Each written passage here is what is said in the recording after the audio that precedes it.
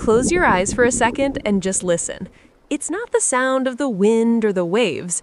It's the low, rhythmic thrum of thousands of barracuda circling you in a massive silver whirlpool. It's like being caught in the eye of a living storm, where the walls are made of shimmering scales and light.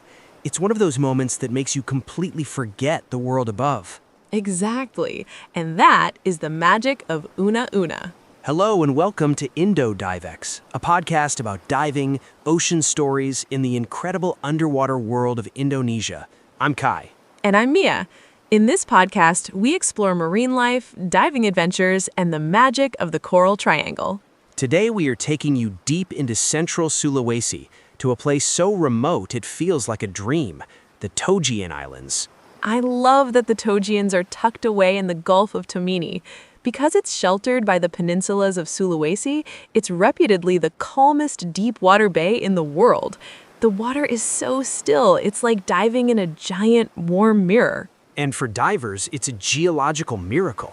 It's one of the only places on the planet where you can find fringing reefs, barrier reefs, and atolls all in one archipelago. We have to start with Una Una. It's a volcanic island that was almost completely destroyed by an eruption in 1983. Because the island was evacuated and remained nearly uninhabited for decades, the marine life there is supersized. You aren't kidding. At sites like the Pinnacle, the tube and barrel sponges are massive. Some are over 100 years old and literally bigger than a person. And then there's Apollo, where those Barracuda tornadoes we mentioned happen almost daily. It's breathtaking, but the Togeans also hold a piece of history. In the south, there's a B-24 Liberator bomber wreck. It's an American WWII plane that had an engine fire in 1945 and made a perfect water landing in the calm bay. All 11 crew members survived, which is incredible. Today, the plane sits upright on the sand at 22 meters. You can still see the cockpit chairs and the machine guns, all guarded by a shimmering wall of bigeye trevally. It feels so sacred down there. But the islands aren't just about the diving. They're about the people. We're talking about the bajau, the legendary sea nomads. They are the real-life inspiration for the water tribes in the Avatar movies. These communities live in wooden houses built on stilts directly over the coral. Their connection to the sea is actually physical. Some bajau have evolved larger spleens, which allows them to store more oxygenated red blood cells.